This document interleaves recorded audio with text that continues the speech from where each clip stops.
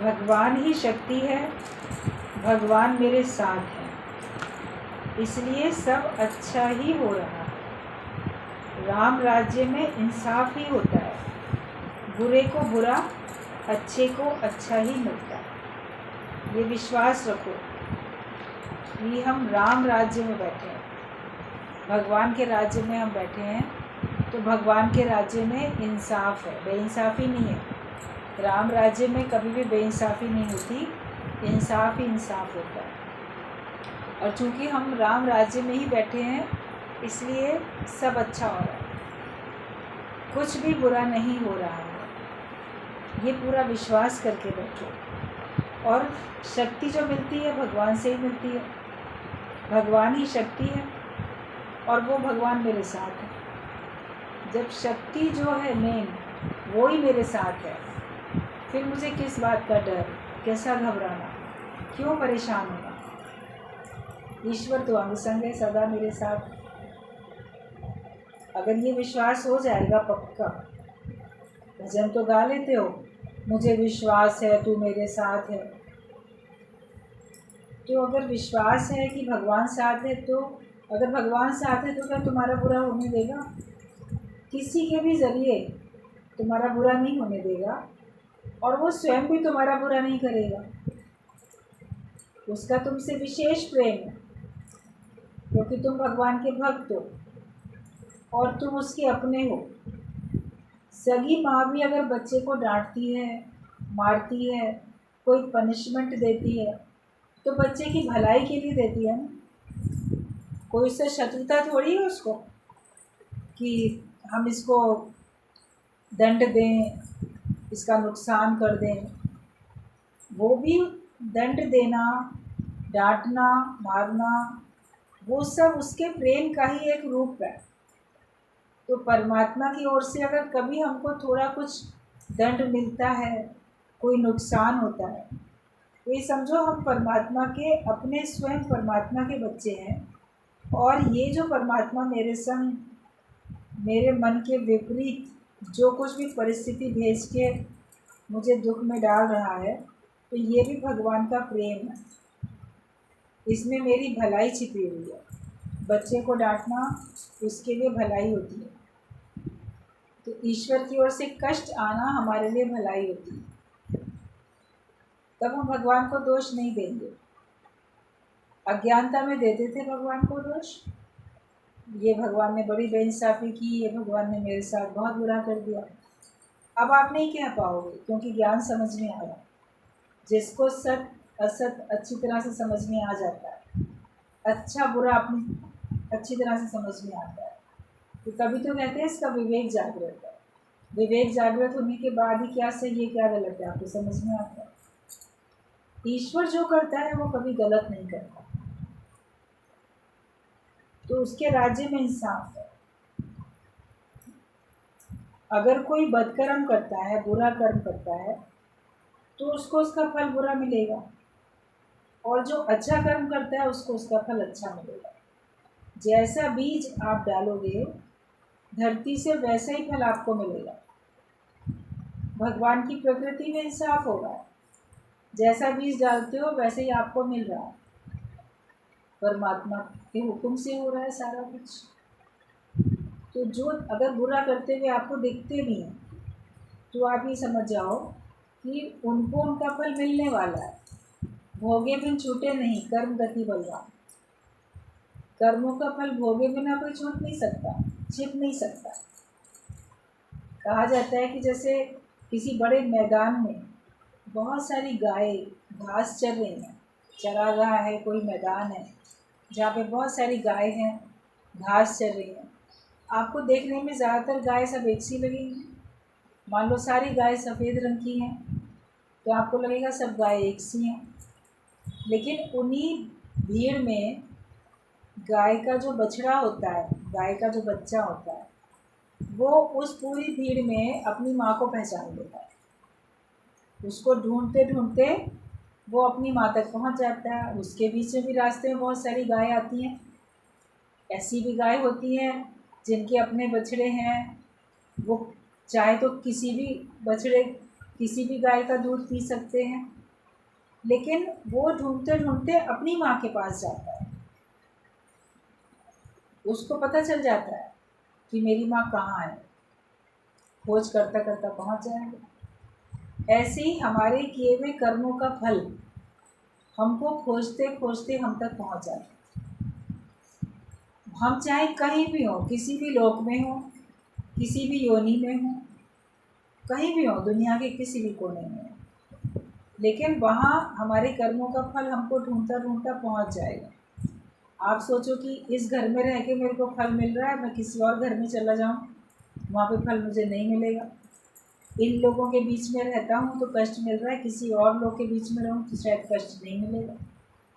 लेकिन वो तुम्हारे कर्मों का फल, तुम जगह बदल लो, स्थान बदलो, अपना लोगों का संग जो है उसको बदलो, लेकिन तुम्हारे कर्मों का फल तो तुमको ढूंढते ढूंढते वहाँ भी पहुँच जाएगा। ऐसा थोड़ी कि वहाँ नहीं पहुँचेगा, क्योंकि भोगे बिन छूटे नहीं कर्म गति बलवान है। तो इसलिए आप भागने का प्रयास नहीं करो, आप उसको स्वीकार करो, अपने अंदर में सहन शक्ति जगाओ या मुकाबला करो परिस्थिति का।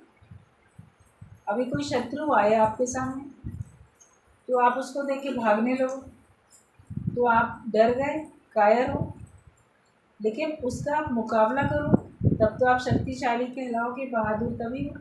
और भगवान ने हर एक के अंदर में शक्ति, बहादुरी सब भर दी है, साहस सब भर दिया है भगवान ने, लेकिन हम उसका इस्तेमाल कम करते हैं, इसलिए उसका हमको प्रभाव ही नहीं पड़ता। शत्रु का मुकाबला क्यों नहीं करते हो? आपको चाहे पता हो कि हम हार जाएंगे, लेकिन फिर भी आप सामना तो करो, मुकाबला तो करो। आप जटायु था, उसको पता था कि मैं रावण से जीत नहीं पाऊंगा, हार जाऊंगा, लेकिन फिर भी उसने जब देखा तो मुकाबला तो किया ना। ऐसा तो नहीं है कि उसने नहीं किया मुकाबला। तो एक पक्षी भी जब बहादुरी के साथ में सामना कर सकता है तो मनुष्य नहीं कर सकता? कैसी भी परिस्थिति आए कर सकता है। मनुष्यों के अंदर में आपस में एकता भी होनी चाहिए, घर परिवार कुटुंब सब में एकता होनी चाहिए, प्लस भगवान से एकता होनी चाहिए, भगवान से एकत्व स्थापित हो जाए, हमारा योग भगवान से लगा हुआ हो।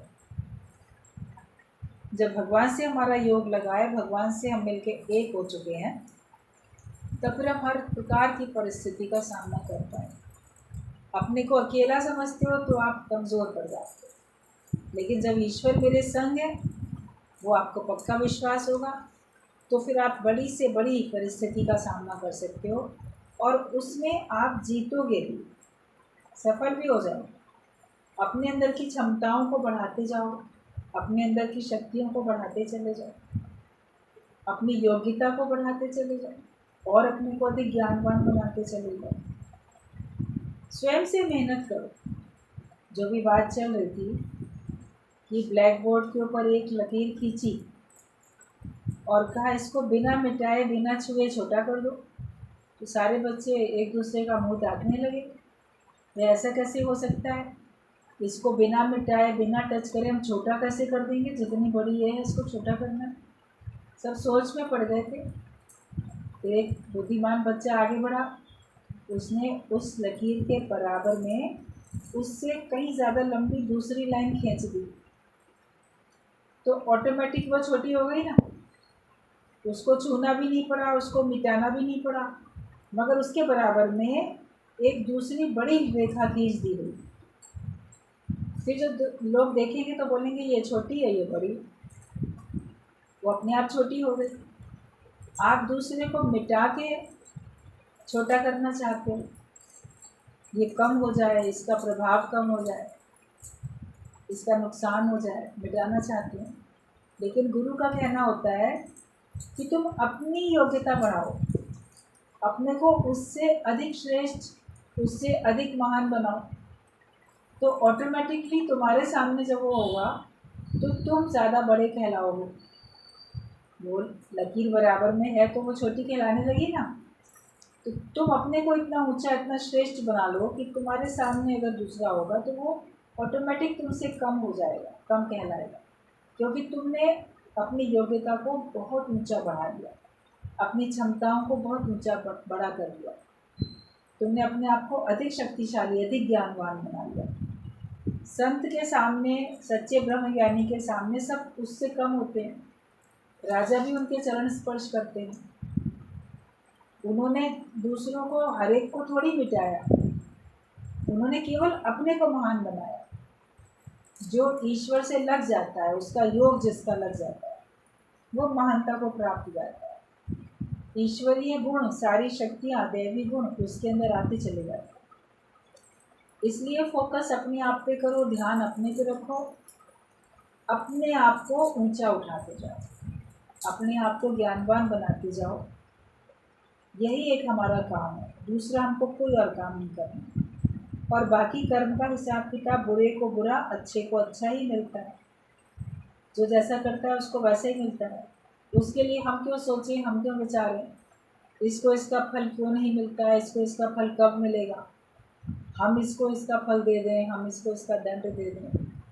हमें इन सब बातों के ऊपर विचार नहीं करना है। हमारे पास जितना समय है वो हमको ऊंचा उठाने में, अपने आप को, और परमात्मा की सृष्टि में जो कुछ है और जो परमात्मा ने आपको दिया है उसका शुक्राना गाने में और उसका आनंद लेने में बिताना। आप अपने जीवन में आनंद भरो। जब आपके जीवन में आनंद भरा होगा तो आप सब में आनंद बोल सकते हो। जीवन में आनंद भरा है, सब में आनंद बोलो। गुरु हमारे जीवन में आनंद भर देता है, फिर आप सब में आनंद बोलते चलते हो, सबको प्रसन्नता देते चलते हो। ये मनुष्य जन्म तुमको हाय हाय करके, परेशान होके, रो के बिताने के लिए भगवान ने नहीं दिया। ये खुश होके, सैर करके, मुस्कुरा के ऐसे बिताने के लिए भगवान ने तुमको मनुष्य जीवन दिया है, क्योंकि तुम सबसे श्रेष्ठ हो। 84 लाख योनियों में तुम सबसे श्रेष्ठ हो। अपनी श्रेष्ठता को अनुभव करो और अपनी महिमा में स्थित हो जाओ। तत्व दृष्टि से अपने को जानो और बोलो कि ठीक है, मेरी तो मुझको ही नमस्कार है, मुझ आत्मा की मेरे को ही नमस्कार है, मैं अपने को ही आश्चर्य में देखता हूँ। उस आत्मिक स्थिति में हर समय रहोगे, अपनी महिमा में स्थित रहोगे, तो देखोगे आपको जीने का आनंद आएगा। जीने का मज़ा सचमुच प्रेमी ने ही पाया है। जो भगवान से प्रेम कर लेता है उसको जीने का आनंद आ जाता है। और सर्व से, तुम सर्व से प्रेम करो तो सब तुमको प्रेम करेंगे।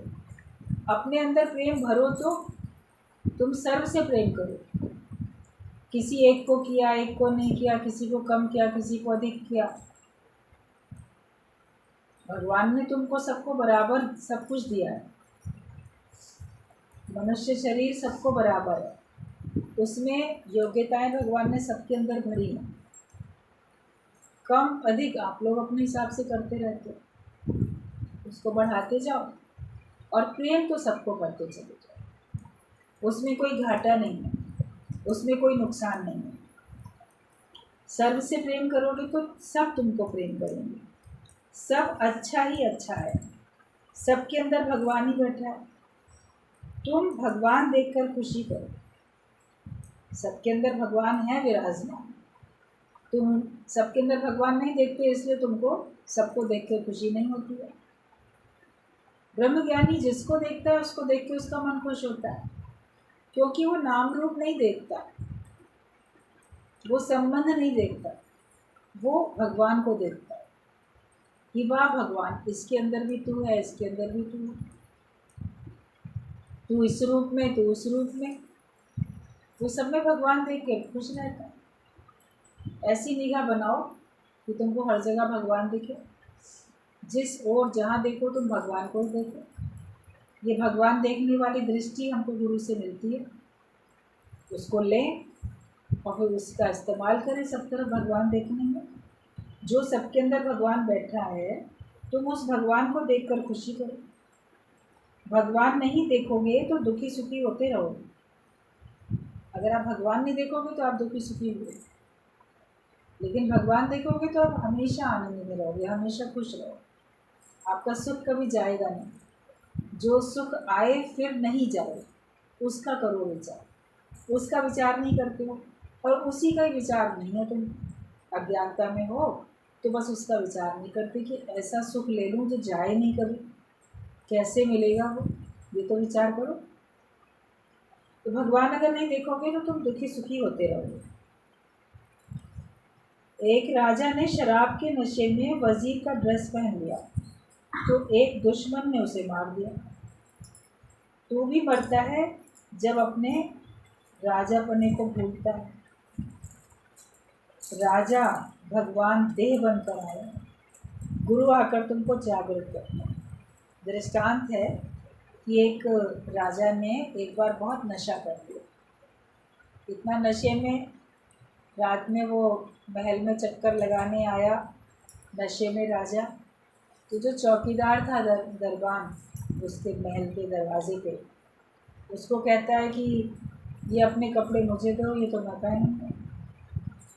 जो चौकीदार ने सर पे पगड़ी जिस तरह की पहनी हुई है, टोपी उसकी सर से उतार के अपने में पहन ली, जो उसने कपड़े पहने थे, नहीं मैं तो यही पहनूंगा।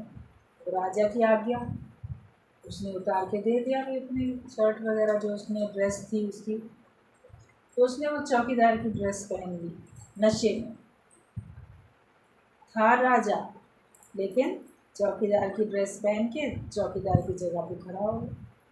रात हो रही थी, अंधेरा तो था। इत्तेफाक की बात है कि उसी दिन उस चौकीदार का कोई शत्रु था, उसको मन में ये आ रहा था कि कैसे ना कैसे करके मैं इस चौकीदार को समाप्त करूँ। तो वो उसी दिन रात में चला आया चौकीदार का शत्रु, और उसने अंधेरे में तो चौकीदार को ही खड़े देखा ना, शक्ल तो नहीं देखी। उसे ये पता था कि वो चौकीदार जो मेरा शत्रु है वो यहीं पे खड़े होकर चौकीदारी करता है। ड्रेस ही देखी केवल, और उसको उसने खंजर मार दिया, मर गया राजा। और वो तो मार के चला गया। सवेरा हुआ, देखा राजा मर गया, राजा मर गया। किसने मारा? ऐसे कैसे राजा को किसी ने मार दिया? ये तो अपने राज्य में है, कोई शत्रु आ नहीं सकता। राजा सबके प्रति अच्छा था, उसका व्यवहार, तो प्रजा में भी कोई राजा का शत्रु नहीं हो सकता। खोजबीन की गई और राजा तो चौकीदार की ड्रेस पहने हुए थे। तो बात समझ में आई, बाद में जब खोजबीन की गई पता चला कौन आया था, कैसे आया था, वो पकड़ा गया।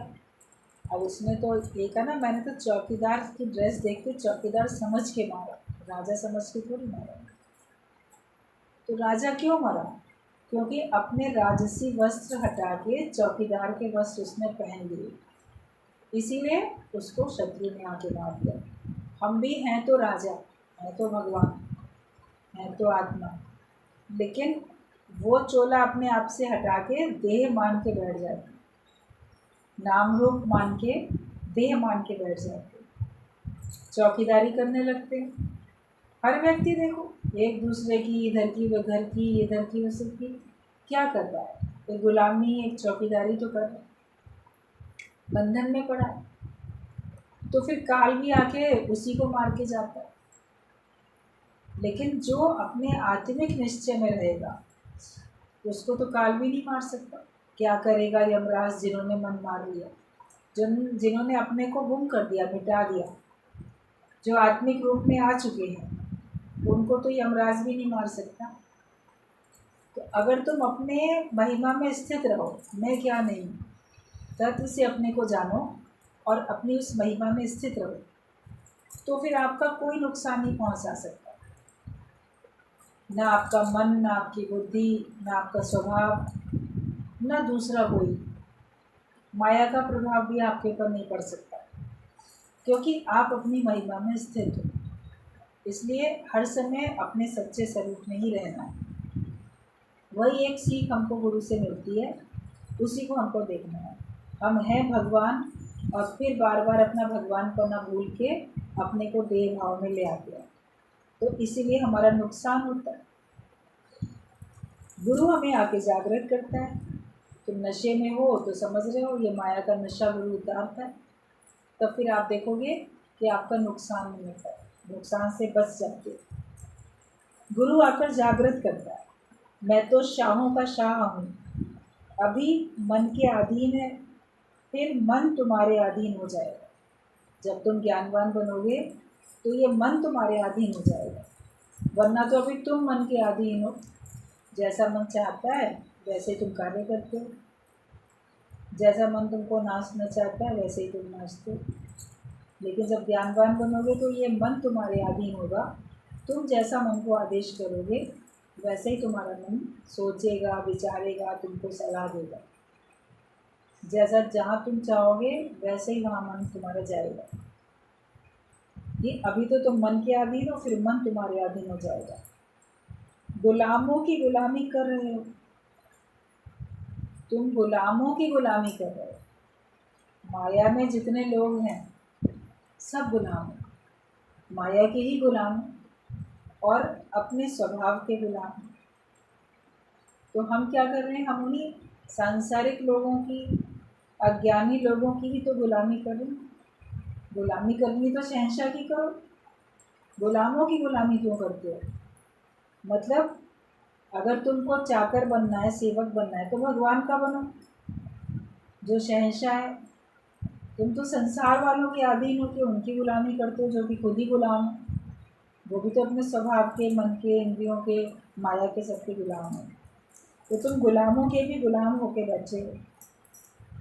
मन ने कहा दुखी हो जाओ तो तुम दुखी हो जाते हो, लेकिन गुरु कहता है सदा एक रस हो। मन की बात मानोगे कि गुरु की बात मानोगे?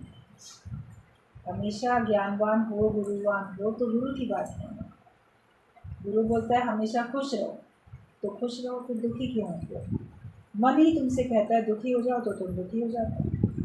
लेकिन गुरु क्या कहता है कि एक रस है, दुख सुख लाभ हानि में समान रहो। दुख सुख जो मिलते हैं, लाभ हानि जो मिलती है, उसमें सम अवस्था में आ जाओ। क्योंकि ना मेरा दुखों से मतलब है, ना मेरा सुखों से मतलब है, ना हार से मतलब है, ना जीत से मतलब है। मुझे काम ईश्वर से, मुझे केवल भगवान से मतलब है और मुझे किसी से कोई मतलब नहीं। एक समान रहो, किसी की भूल एकदम उसे ना बताओ, कम से कम 24 घंटा कुछ ना कहो। जल्दीबाजी में कह के फिर पछताना पड़ेगा। ज्ञानी को बहुत धीरज है।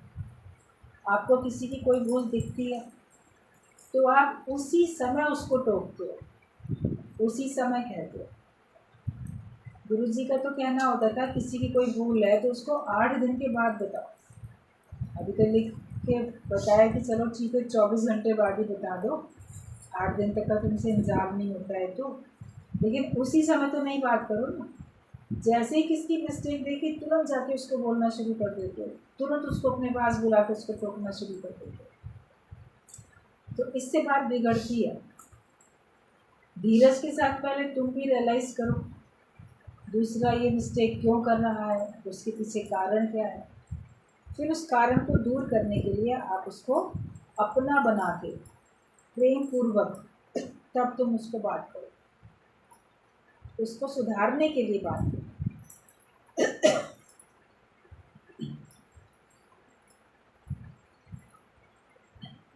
तो जल्दीबाजी में कुछ करोगे तो तुमको पछताना पड़ेगा। ज्ञानी को बहुत धीरज है, वो धीरज में ही रहता है, इसलिए हमको भी धीरज में ही रहना है।